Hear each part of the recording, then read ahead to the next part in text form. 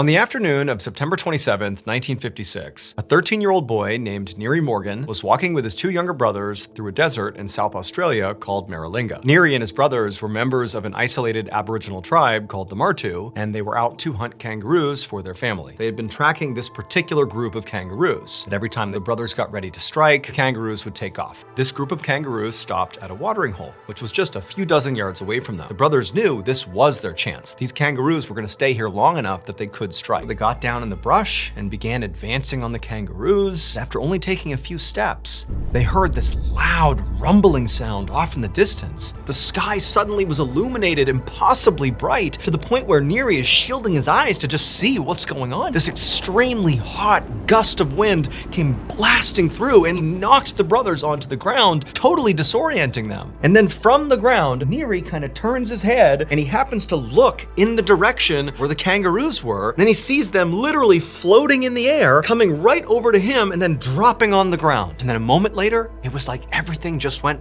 back to normal. Except now they're looking at this bounty right in front of them, all these kangaroos, and they're thinking, what's just happened here was a gift from God. And so eventually, Neary and his brothers began lifting up these kangaroos and carrying as many as they could back to their tribe. That night, the tribe had this big celebration and they ate all this kangaroo meat. I mean, it was incredible. But then the next day, when the tribe woke up, everybody who had eaten any of that kangaroo was violently sick. Vomiting, rashes all over their body, aches, pain, and over the next few days, some people did recover, but a lot of others did not. And soon, people from this tribe began dying. And so naturally, Neary and the other members of the tribe did make the connection that very likely whatever was happening here was tied to consuming that kangaroo meat. This whole event remained a mystery until 11 years later, when Neary was 24 years old. It would turn out all those dead kangaroos were not the result of God giving them a gift. Instead, the reason that happened was because of a big scientific experiment that was conducted in Maralinga in total secrecy. The British government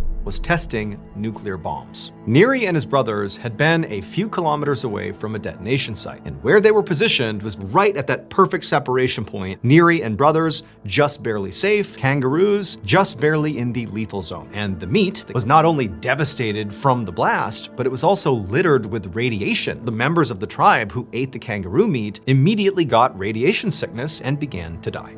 An unknown number of people died from these nuclear bomb tests, and it would take 11 years before the British government would come in and begin cleaning up the nuclear waste. The Australian government ultimately paid $13.5 million in compensation to Aboriginal tribes that were affected by these tests. As for Neary, he survived, and today he's actually in his 80s, and he continues to tell his story to younger generations.